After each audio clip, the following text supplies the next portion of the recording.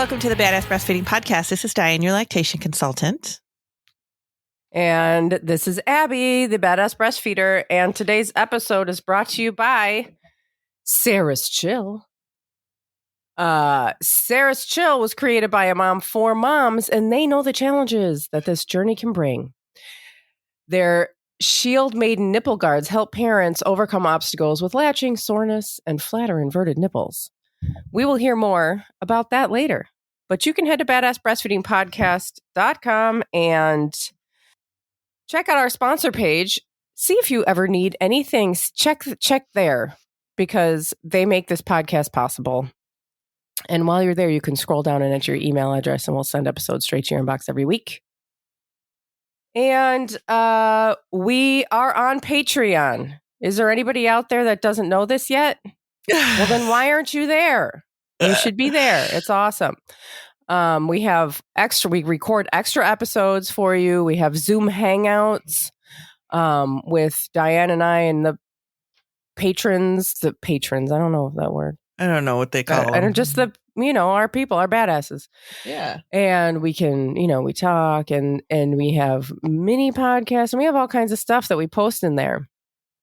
So you can head to the link, the top link in the description under this episode, wherever you're listening from, there'll be a link at the top and you can head there and it'll show you the tiers and the different benefits you get at each tier. And I believe I just saw we have a few. If you've never been on Patreon before and you're not following other people, there's like a free trial. Oh, I don't know if it's a new thing because I just saw that there's like a few people that signed up. That's cool. So you can like check it out and yeah. And I haven't done shout outs in a while. So I'm going to shout out some people like Allie M and Ashley H and Rudy G and Stephanie D and Rachel M and Rebecca G. Thanks for joining us. We hope you're enjoying your time there. We also have our Revolution Parenting episodes in Patreon as well. Mm-hmm. And we are still hosting our ongoing giveaway of reviews. So if you leave a review anywhere on the internet, send us a screenshot of that and your address, and we'll send you a goodie bag of stickers, podcast stickers, and not just random stickers, podcast stickers, and some thank you for nursing in public cards. You can send that over to badassbreastfeedingpodcast@gmail.com.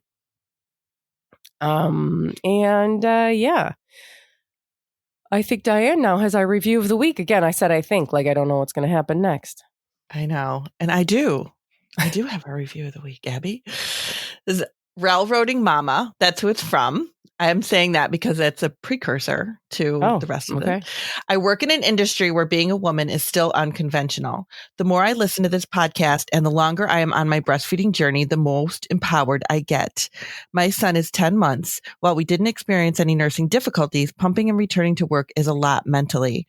I love this podcast. Makes you feel good about whatever your decision you make as a mama because they are your choices. I feel like I know Abby and Dianne personally from listening so often, and they feel like trusted resource for my journey. I'm hoping to continue nursing my son past 1 and can't wait to stop pumping. I have my travel and train routine set at this point, but the countdown is definitely going to get to the end of pumping. Keep it going, ladies. This is an invaluable resource to us moms. I would love to know what she does. So is she work on the railroad? It sounds like it, yeah. Or is she just riding the train a lot? No, it sounds like she works on the railroad. That's awesome. I know. We recently, as soon as you were starting to read that, I was trying to find this email somebody sent a little while ago asking about her baby and the And she was just asking a question. It wasn't a review or anything. She wanted information about the safety of breastfeeding because she worked in a mine. Oh, that's awesome. I know. I was like, oh my God. I knew somebody who worked in a mine, and it was like the stories that he told about being in this mine. Like, I can't even. I could not. I can't even. Yeah.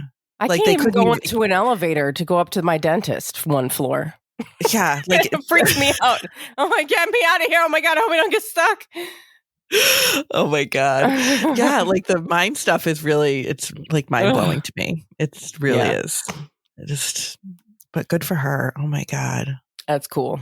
It is. Yeah. Badass stuff. Yeah. That's serious badass. Yeah.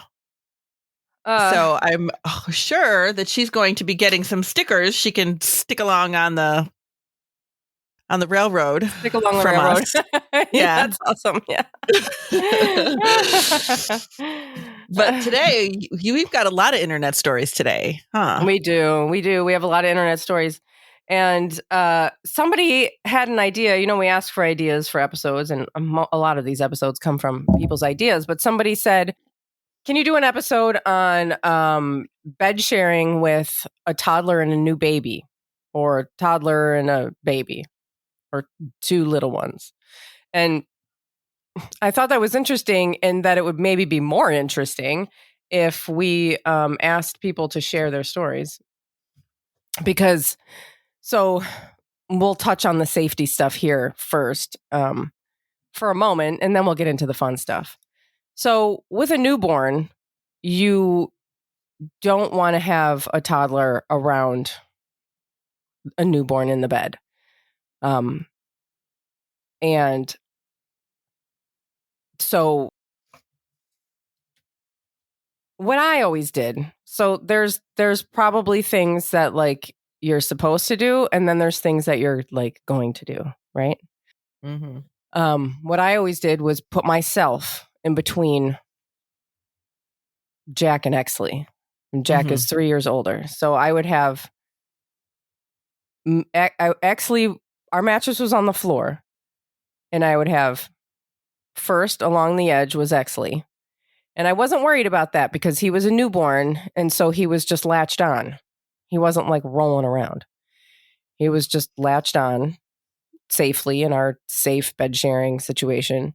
And then behind me was Jack, which is, my back is now to Jack. There's a new baby and now my back is to you. So it's challenging. It's very challenging when a new baby comes into the house. Not just figuring out where people are going to sleep, but like, you know, just challenging all around. Mm-hmm. So I always did it that way, where there was nobody around Exley except for me. And then I took into all of the other bed sharing safety things that we can link, or that you can check out our other episodes on. We have whole entire episodes about safety. So let me ask a question super quick, because I'll often hear people say that they put their partner in a different room because the partner doesn't want to share the bed with the baby, or the breastfeeding parent doesn't want to share the bed with the partner and the baby. So where was Josh?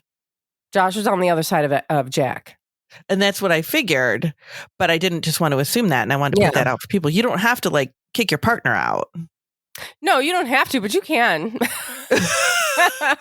I mean, there were times when he would sleep in the other room because, oh my God, when I just think about bed sharing in this house, how many phases we've gone through. And if you're going through something and it doesn't work, change it. Like you don't have to, you're not going to be able to do the same thing all the way through. It's just not going to happen. You know, kids go through so many changes that at some point it's just like, as soon as you get comfortable with something and it's working, that's when they'll switch things up and it won't work anymore. And it's not like you're doing something wrong. This is just how it is. This is it. There's not like a better way to do it. There's not like some secret that everyone's got that you don't know about. There's not, you know, some magic solution. It is the mess that you think it is, that you're experiencing. That's it. And, you know, that's what it is having young kids. That's just the story. And, you know, there were times when, Josh would be in the other room because, I don't know, he, had to get up early for work or something. And so he would go sleep in another room so I could mess with the kids all night. Or At one point, once Exley got a little bit older, Exley decided that like 5:30 was his wake up time. And Ew. Jack started getting pissed off about it. So he was like, I'm going to go sleep in a different room. I don't want to sleep by him anymore. So he would sleep in the other room, but he didn't always want to be alone. So then sometimes Josh would be over there with him, and then I'd be in the other room with Exley. And you'll hear like the craziest stories. And you know, I hear some people going like, oh, I didn't want my partner to sleep in another room. And like, that's fine. But also, I don't know, you have to just get through the night. Yeah. People want sleep. Like, you're sleeping. You should be sleeping. Whatever you're trying to do, the goal should be sleeping. Mm-hmm. So there should be no guilt. Just sleep. Or as much as you can, anyway. But so, yeah, I agree. Just, your partner doesn't have to leave the room. If it makes it easier, do it. They'll be back soon enough. Because things constantly change. Yeah. So I just asked the internet. I said, how do you manage bed sharing / night nursing with a toddler and baby? And so I have this, you know, I have my setup and my thing I said about newborns. And that becomes less of an issue as they get older. And then that's where the cuteness comes in. Like, they're sleeping and their heads are together, or one's got a foot on the other one's ear, or you know, I have so many pictures of that. Because then once they're mobile, once they can move around and roll around and all of that, the bed sharing risks decrease drastically. Mm-hmm. So I'll just start reading. My toddler sleeps in a sidecar crib or a toddler bed, and the baby sleeps in the bed with me. Now that already has my mind blown.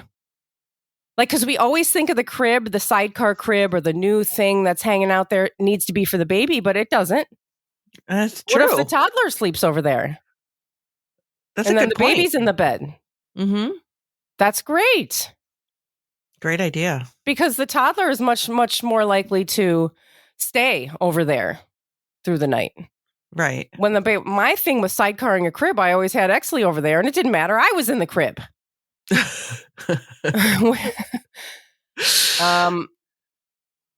Erica says, toddler in the middle, baby in the bassinet right next to the bed.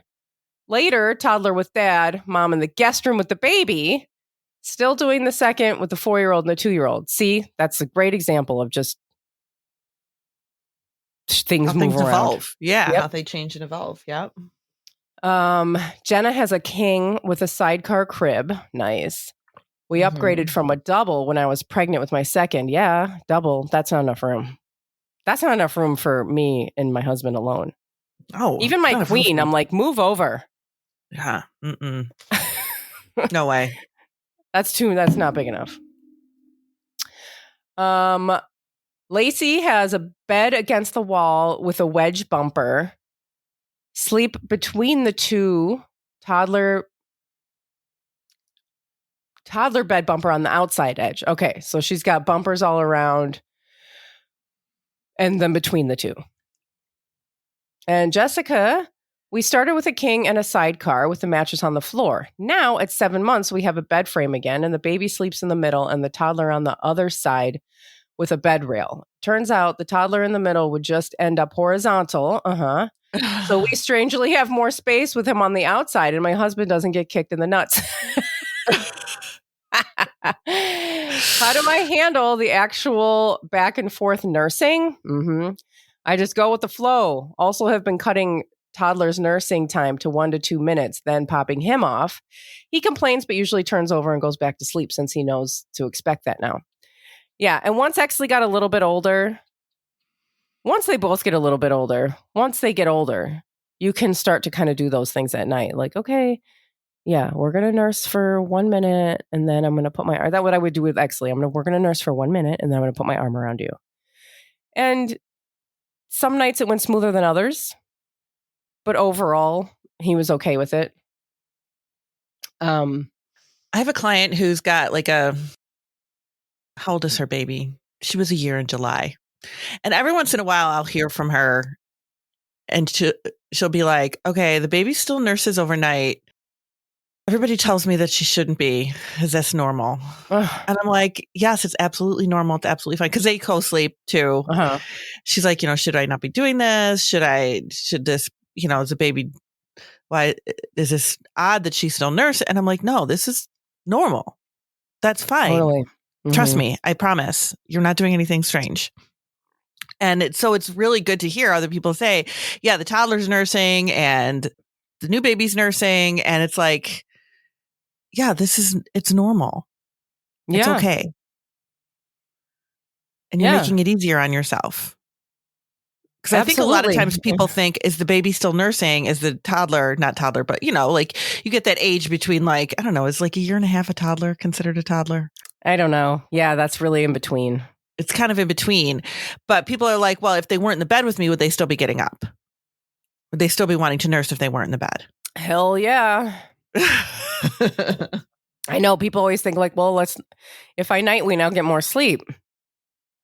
And like, I'm sure that's a thing that's happened in the world, but like generally not, because as we've talked about a lot in these sleep episodes, is that they're just not developmentally ready to sleep through the night. Mm-hmm. They're not going to do that. So they're still going to be waking up. And it's just going to be how you choose to handle that. Nurse them,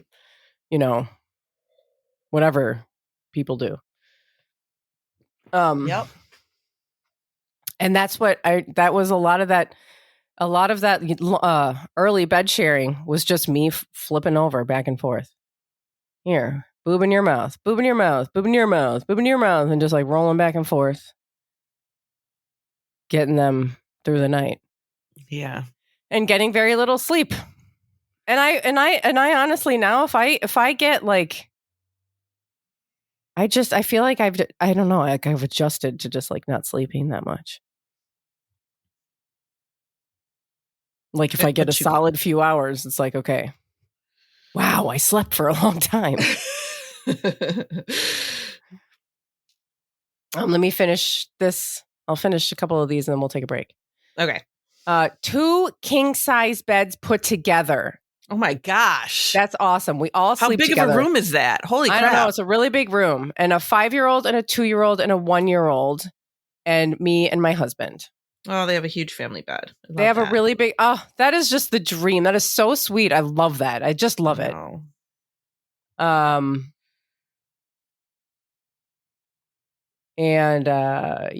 everybody wishing they had a king size bed. So, including me, I'm like, we got a new mattress. We had a queen.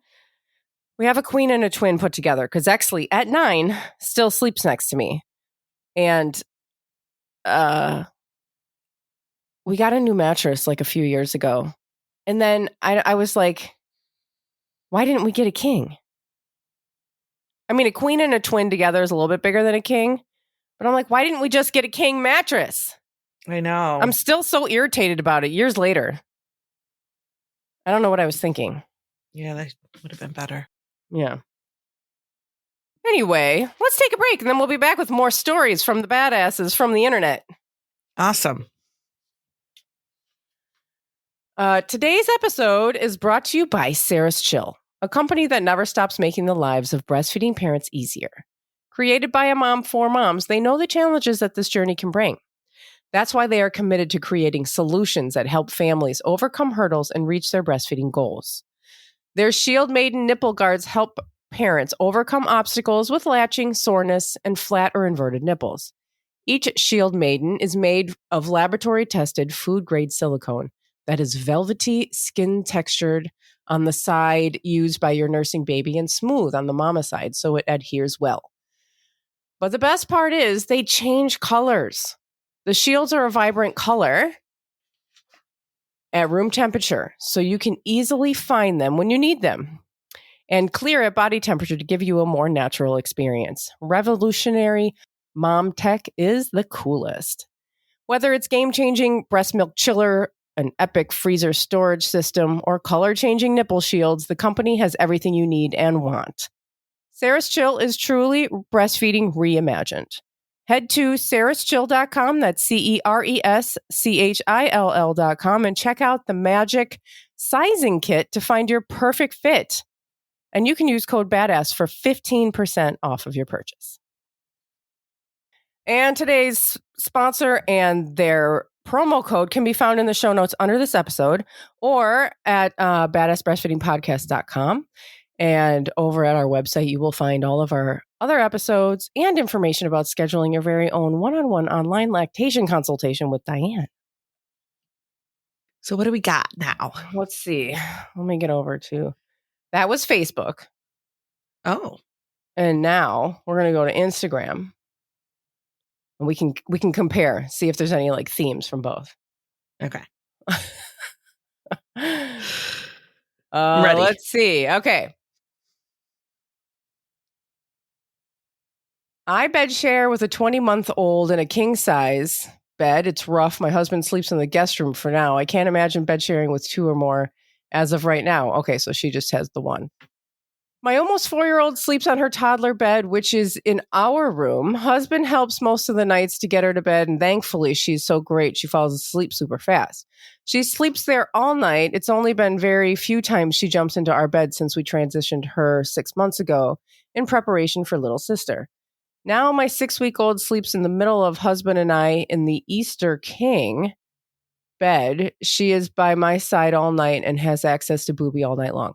We sleep amazing and I can't complain. All right, the first few weeks were a nightmare and I was just surviving. That's so normal. Mm-hmm. Especially because I didn't want to bed share this time around and wanted so badly to have my newborn sleep in her bassinet, but it just didn't work. So bed sharing is the best thing we can do for all of us. And that's another thing. People just try. I mean, that was like with Jack. I was told not to bed share with Jack and I was told it was dangerous and put him in his own bed. And I did all of that. He never slept. Yeah. He never slept. And I know that's not the case with all babies. Some babies do sleep fine in a crib.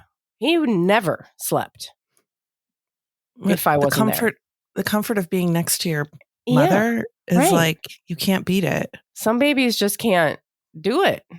All right. Toddler on one side of me, baby on the other. My toddler starts the night in his own twin floor bed, which is in our room. He'll climb onto his side of our bed at some point in the night. Sometimes he sleeps all night in his bed, but not usually. It can definitely make for some long nights. Being aware of 2 babies throughout the night equals very light and not very restful sleep. It's just a phase. And that's true. Like 1 baby, you're not getting much sleep. 2, you're just like the main person. So you're not sleeping very much. You're just like, I am responsible for 2 people. Mm-hmm. And that's it. My oldest was 19 months when my youngest was born. At first, I had to tandem nurse them to bed in a king plus a twin next to it for my toddler to sleep in. My husband sleeps in the guest room for now while we co-sleep. I would basically be turning back and forth between them all night. At first, it was exhausting. After a few months, my toddler began to sleep through the night. My baby still wakes to feed at night, especially when he's teething. But my now 3-year-old is on his second night in his room. I'm on the twin, and my now 18-month-old is on the entire king bed. Oh, my God. That happens too. Let's see. We have a king and a double bed together to make a family bed. 7-year-old, 4-year-old, my husband, me, and then our 5-week-old. Wow. Oh, that's so dreamy. I love that. Just like just having such a huge space where everybody can sleep. I loved bed sharing, if you can't tell. I mean, like, it was really hard, but like, I just really like it. Yeah. I don't know. Exley's there and, my mom's always like, does he talk about sleeping in his own bed? And I'm like, we talk about it sometimes and he says he doesn't want to. And like, I don't know. I really just don't believe he's going to be 16 wanting to sleep with me. No, I don't think so. I think it'll happen one day where he's just like, all right, I'm ready. Yeah. And I mean, it just brings you a different level of bonding. It does. Really. It really does. And I think for Exley, like Jack is very verbal. Like your relationship with Jack is verbal because he's just so hyper verbal and always has been.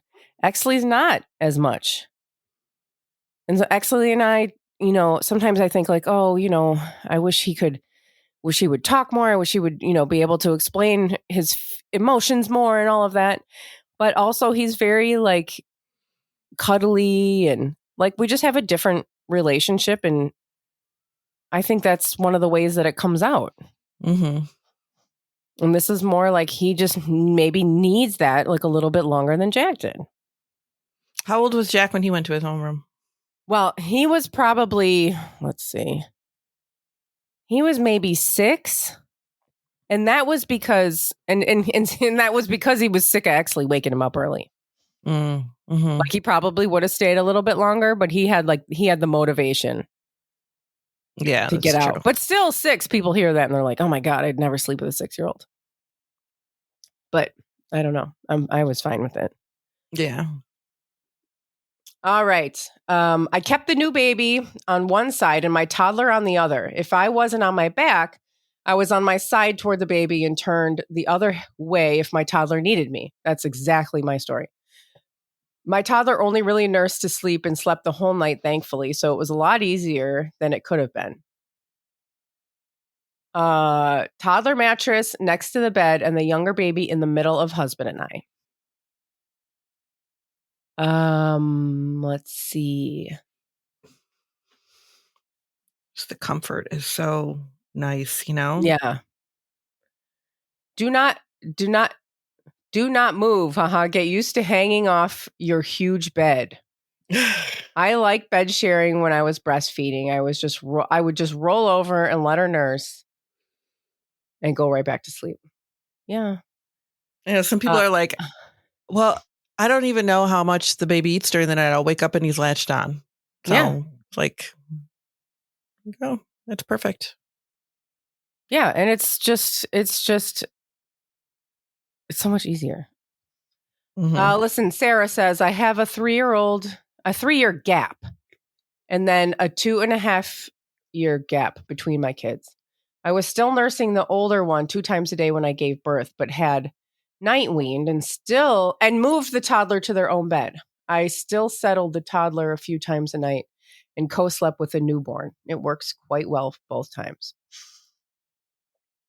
I mean, you can just find what works for you. And if it doesn't work, keep changing it. Mm-hmm. That's what we always did. I was just moving furniture all the time around. I'm like, and then I'd go after like a couple of bad nights, I would just march out one day and I'd be like, all right, this is what we're doing tonight. And then we would just try something else. We have a king and a twin side by side. 4-year-old sleeps in the twin, then comes me, then 3-month-old, then husband.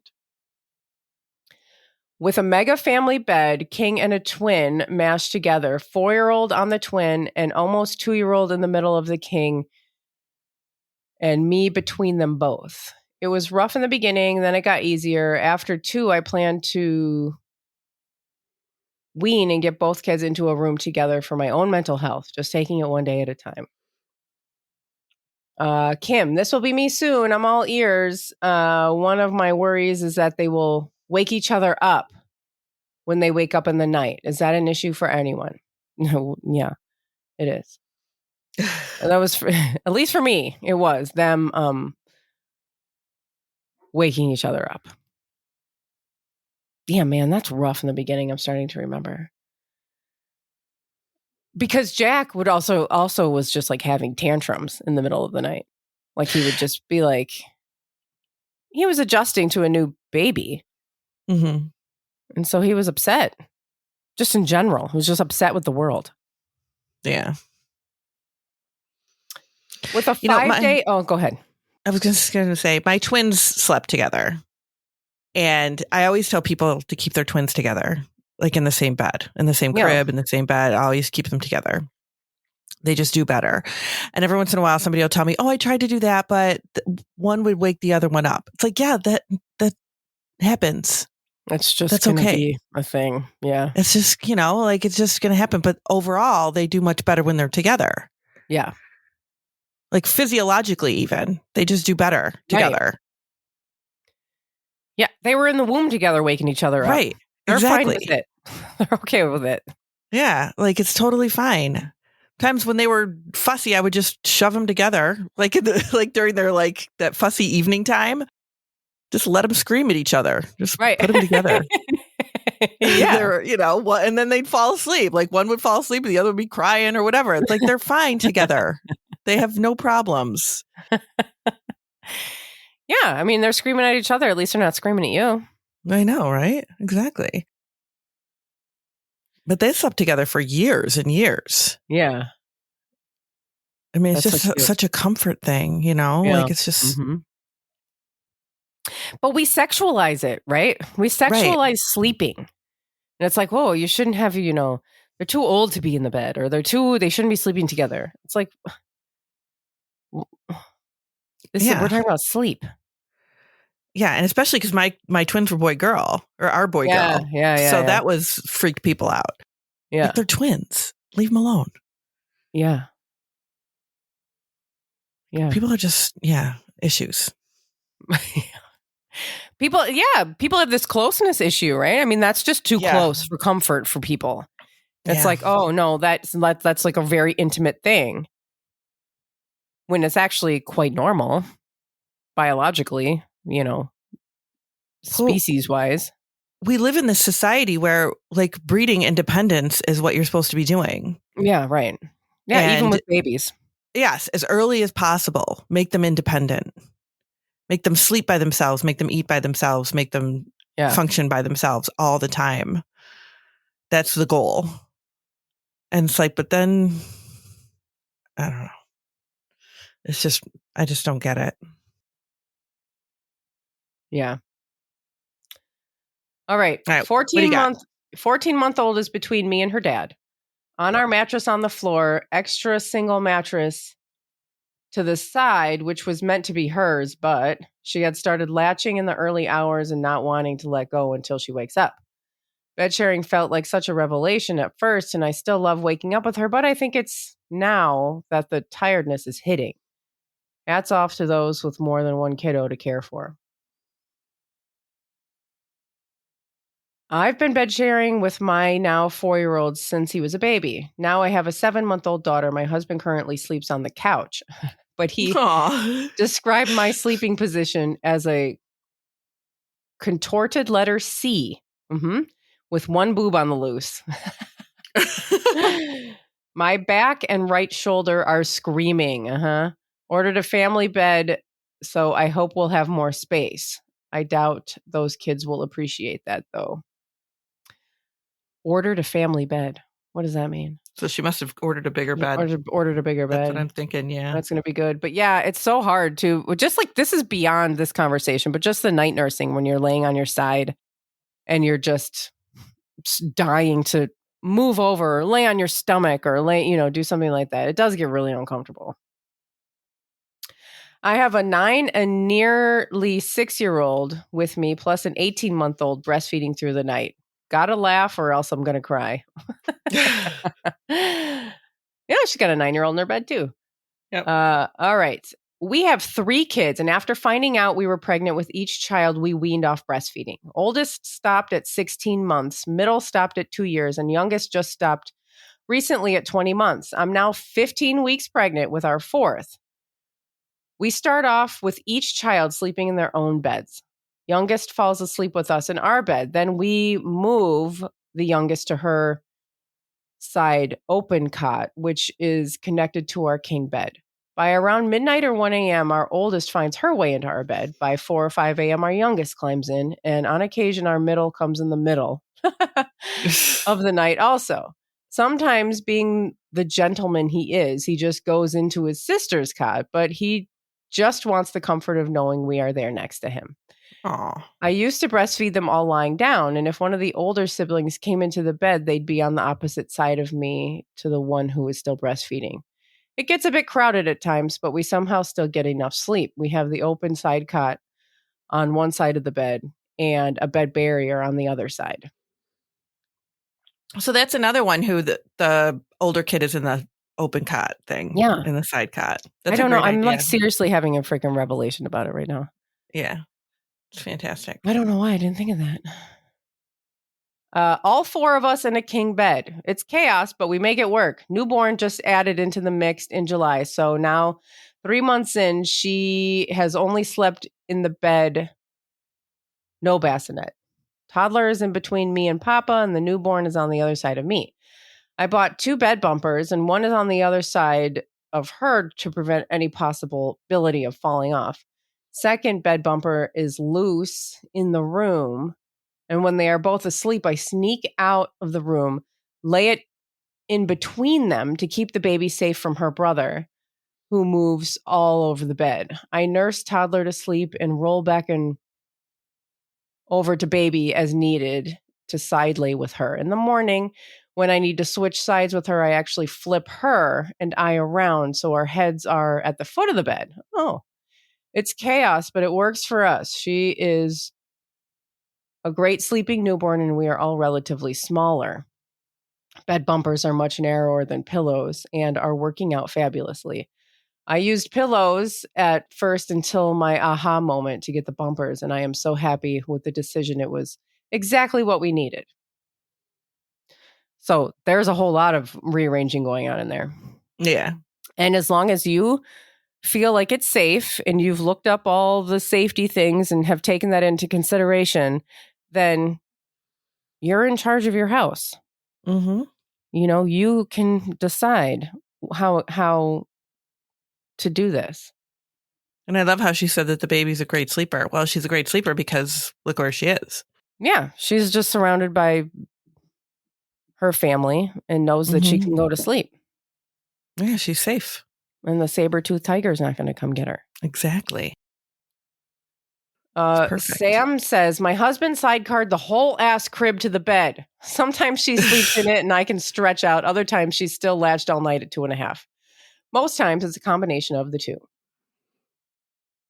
Hannah says, it's 3:13. I haven't slept since midnight. First, my daughter woke me up to nurse again and again. And then my son woke up. Absolute nightmare. And my husband is not just sleeping. No, he's snoring loudly. That's really annoying. That's all. That's awesome. All of the stories. But those are great stories. And oh, wow. Yeah. It was like all fit very perfectly into this episode. I know. That's perfect. I think one of the themes here is a king size mattress is the way to go. Mattresses. Mm-hmm. And that is the way to be. Staggering adults and children. That's helpful as well. Absolutely. So thanks to everyone who shared your story. And thanks for listening. Yeah, thanks for listening. Bye. Bye.